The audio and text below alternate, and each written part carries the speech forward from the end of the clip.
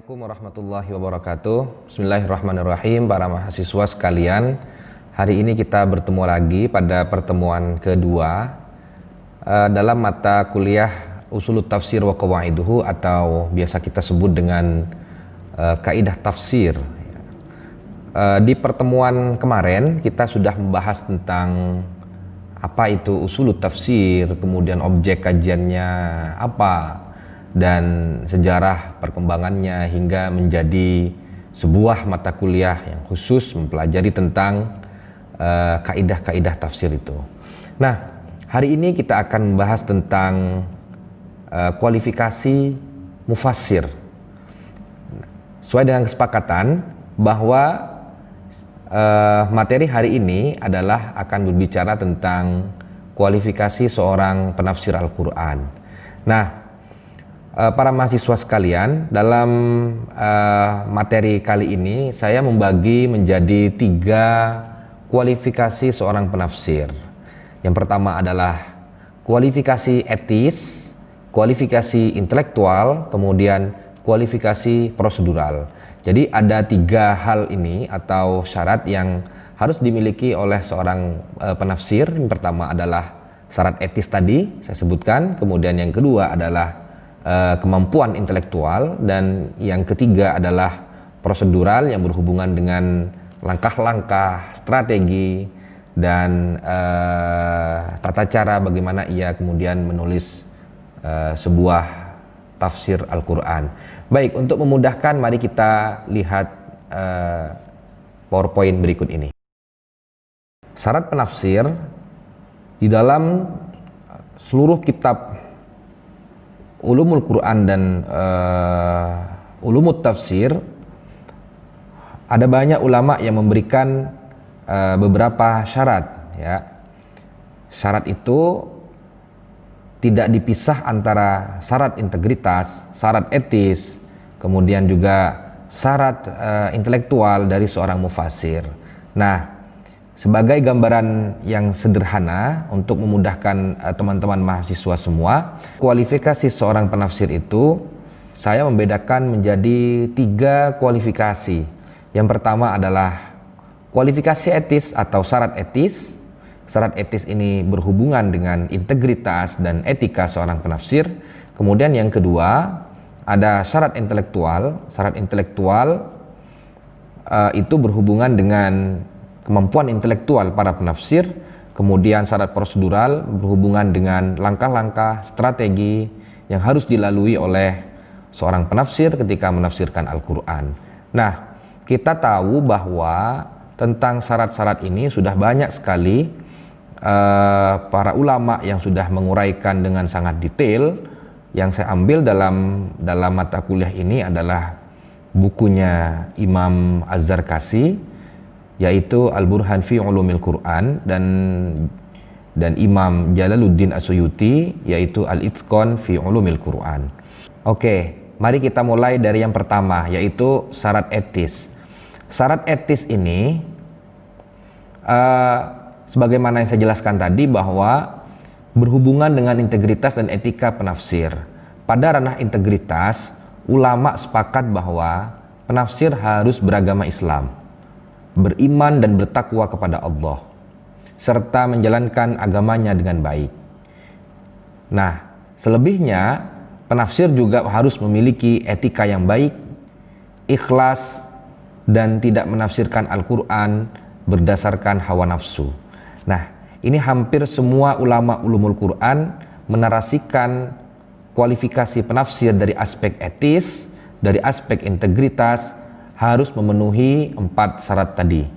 Saya ulangi lagi, yang pertama adalah beragama Islam, beriman, bertakwa, dan menjalankan agamanya dengan baik, serta menafsirkan tidak berdasarkan dengan hawa nafsu. Maksud dari beragama Islam di sini adalah bahwa seorang penafsir menurut literatur klasik ulumul Quran itu tidak diperbolehkan berasal dari non-muslim. Dan itu hampir seluruh kitab ulumul Quran menyatakan bahwa beragama Islam ini menjadi syarat mutlak bagi seorang penafsir. Oke, kemudian rincian dari penjelasan beriman, bertakwa, dan menjalankan agama dengan baik Yang pertama adalah bahwa selain beragama Islam tadi, secara etis dan integritas, penafsir harus menjalankan agamanya dengan baik dan meninggalkan apa yang dilarang di dalam agamanya. Kemudian syarat etis yang nomor 2 adalah beretika baik dan ikhlas.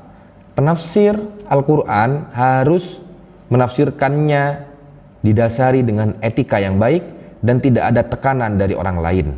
Nah, dalam konteks ini, maka seorang penafsir harus netral, harus memiliki tujuan ingin mengungkap, ingin menjelaskan wahyu Allah kepada masyarakat secara umum. Nah, di sini harus tidak ada tekanan dari pihak luar. Selanjutnya, yaitu tidak berdasarkan hawa nafsu. Nah, ini tidak bisa dipungkiri bahwa terkadang penafsir tidak dapat menghindar dari kecenderungan pribadinya.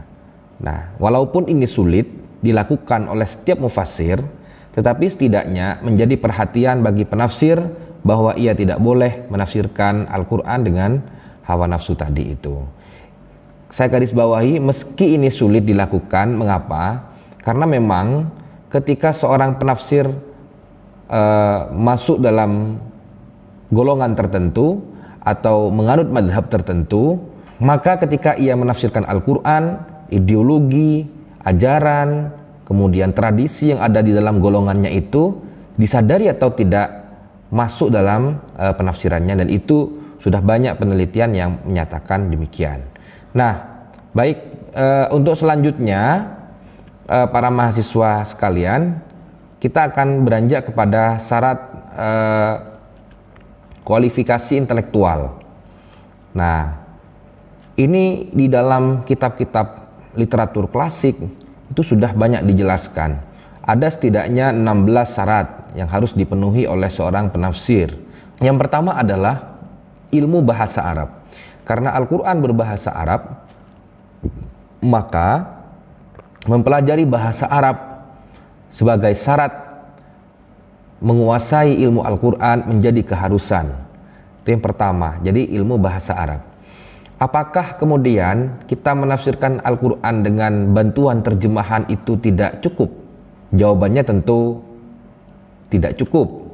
Mengapa? Karena Al-Quran menggunakan bahasa Arab menyimpan apa yang disampaikan oleh Abdullah bin Daros sebagai mutiara yang memiliki pancaran cahaya yang setiap sudutnya memancarkan.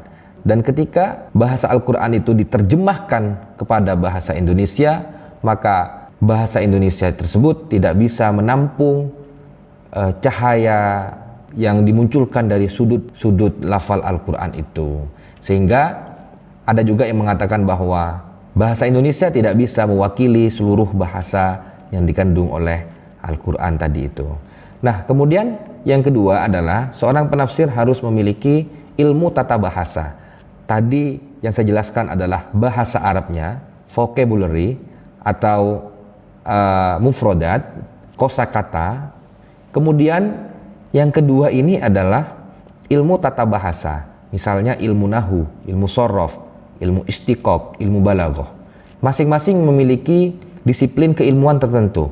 Nah, meski semua ilmu ini membahas tentang tata bahasa Arab, tetapi masing-masing dari 4 ilmu ini memiliki titik tekan tertentu. Tentu saya tidak akan menjelaskan semua di sini.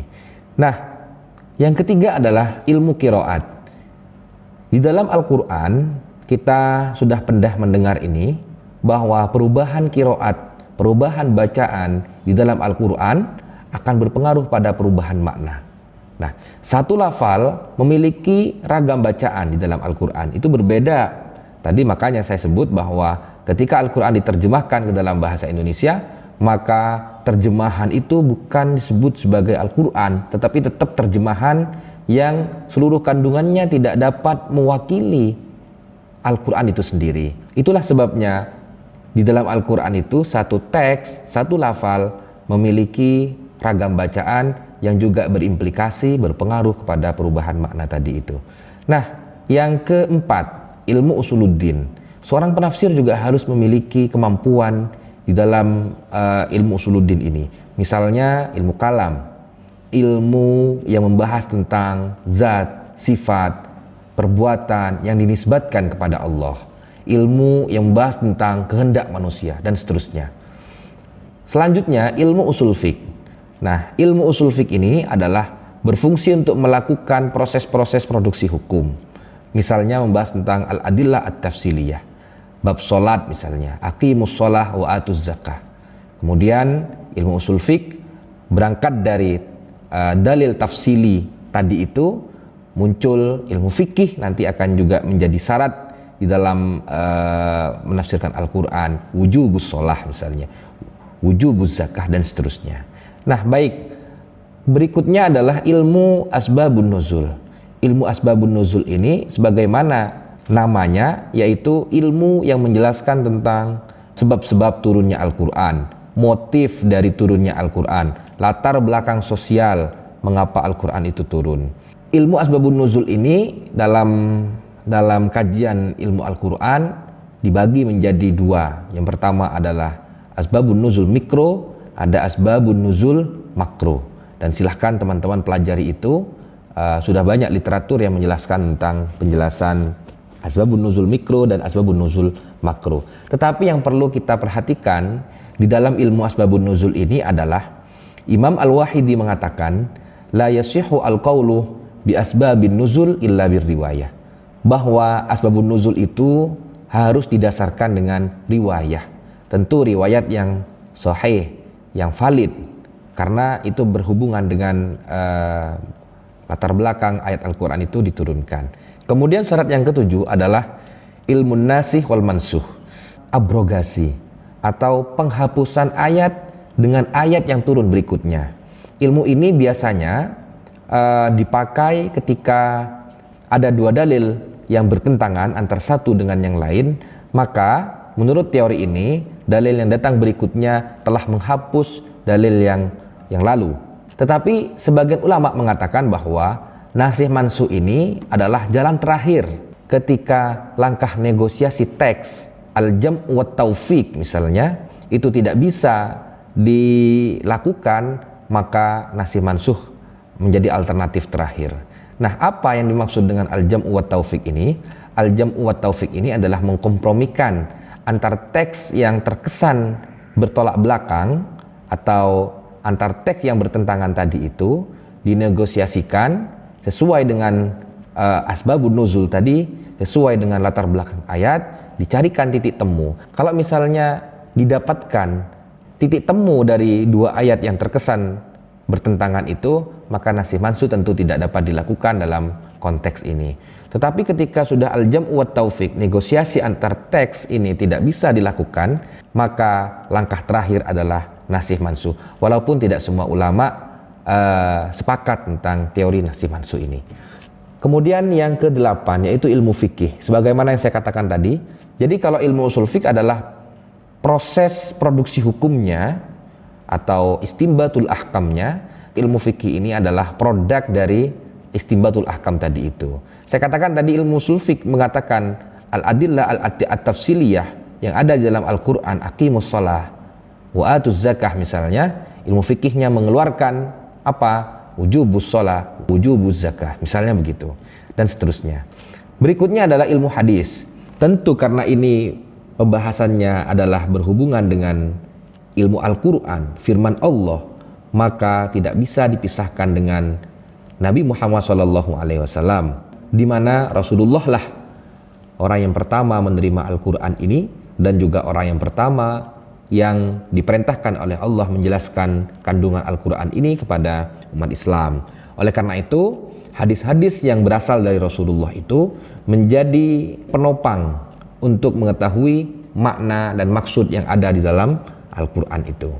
Nah, kemudian yang terakhir adalah ilmu mauhibah, ilmu yang diberikan oleh Allah pada saat seseorang mengamalkan ilmunya. Ilmu mauhibah ini adalah secara sederhana bahwa ilmu yang diamalkan. Ketika seseorang mengamalkan ilmunya, maka ia akan mendapatkan ilmu baru ketika ia mengamalkan ilmunya tersebut. Baik, sampai di sini para mahasiswa, kalau ada pertanyaan silahkan tulis di kolom komentar. Berikutnya adalah syarat prosedural. Pada syarat prosedural ini sebenarnya titik tekannya adalah cara bagaimana ia melakukan penafsiran di dalam Al-Quran.